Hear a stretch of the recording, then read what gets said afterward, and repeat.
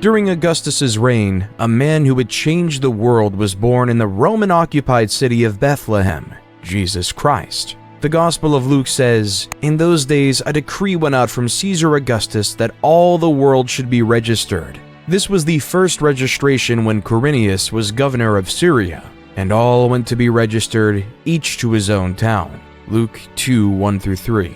This census was an essential factor in Roman society because it established the population counts in these various communities, making it possible to tax these various citizens. So the highly pregnant Mary and her betrothed husband Joseph had to travel 90 miles on foot from Nazareth to Bethlehem to complete this legally required Roman census. When they arrived in Bethlehem, many other descendants of the King of David, or members of the Jewish faith, were also going to Bethlehem for the census. They found out that there was no room for them in the inn, so they were forced to take shelter in a stable where Mary gave birth to Jesus. Jesus was later named King of the Jews. After Jesus' birthday and the completion of the census, Mary and Joseph returned to Nazareth with their extraordinary son.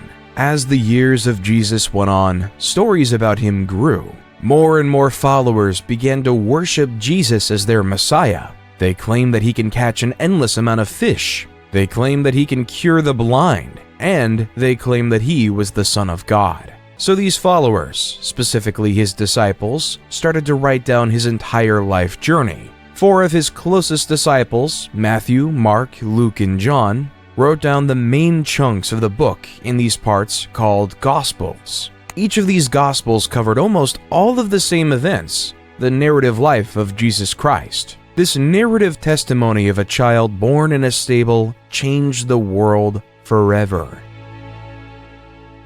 Even though many loved Jesus, some viewed him as a threat. Emperor Tiberius succeeded Augustus and reigned from 14 AD to 37 AD. Tiberius was notorious for his delators, a network of informants rewarded for spying and reporting on suspected traitors and criminals. Criminals reported on by the delators had to face a treason trial, often resulting in executions or forced suicides. His prefect of Judea at the time, Pontius Pilate, was no stranger to the harsh punishment of traitors.